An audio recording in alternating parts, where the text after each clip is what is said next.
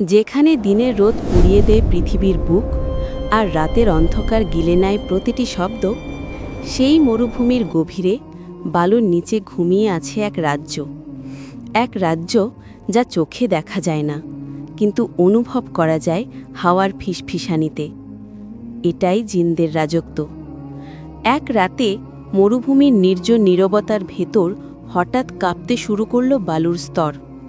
হাওয়া ছিল স্থির, তবুও বালুকণা উঠে তৈরি করল এক অদ্ভুত ঘূর্ণায়মান ঝড়, যার কেন্দ্রে নীল আগুনের রেখা নেচে উঠছিল।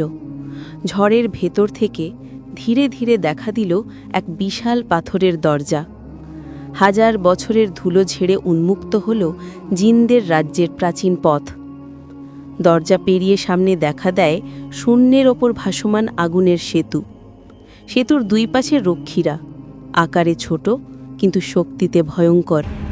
তাদের চোখে কোনো অনুভূতি নেই, শুধু অন্ধকার আর দায়িত্ব। সেতুর শেষে খুলে যায় জিনদের প্রথম নগরী, আতাশ-ই-সারবর।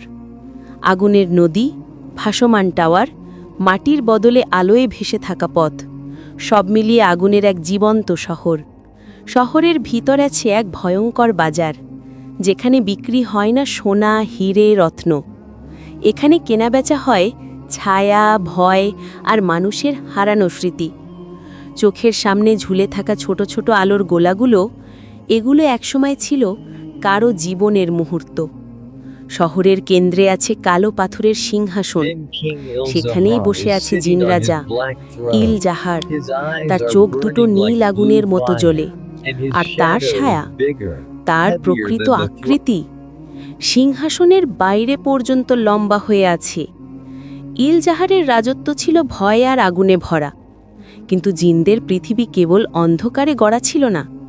মরুভূমির অন্য প্রান্তে জন্ম নিয়েছিল আলো থেকে তৈরি এক জাতি, নূরজিন। তাদের দেহ ছিল নীল আলোয় তৈরি, ডানা ছিল আলোকে ভেঙে গড়ে ওঠা। তারা ছিল শান্তির প্রতীক। কিন্তু একদিন ইলজাহারের ছায়া আলোকে গ্রাস করতে চাইলে শুরু হয় এক মহাযুদ্ধ। আলো বনাম আগুন, নূর বনাম অন্ধকার। আকাশ জুড়ে আগুনের ঝড়, মাটির নিচে আলো বিস্ফোরণ। অন্ধকার রূপ নিল দেয়ালে, আলো রূপ নিল ধারালো তরবারিতে। দীর্ঘ যুদ্ধ শেষে ভেঙে পড়ল ইলজাহারের ছায়ামূর্তি। আগুন নিভে গিয়ে শহর জুড়ে ছড়িয়ে পড়ল নীল আলো। জিনদের রাজ্য আবার জন্ম নিল, আগুন ও আলো মিলিয়ে, নতুন নিয়ম, নতুন সমতা, নতুন শান্তি নিয়ে। আজও বলা হয়, মরুভূমির বুকের ওপরে যে নীরব বাতাস বয়ে যায়, তার ভেতর লুকিয়ে আছে জিনদের নিঃশ্বাস।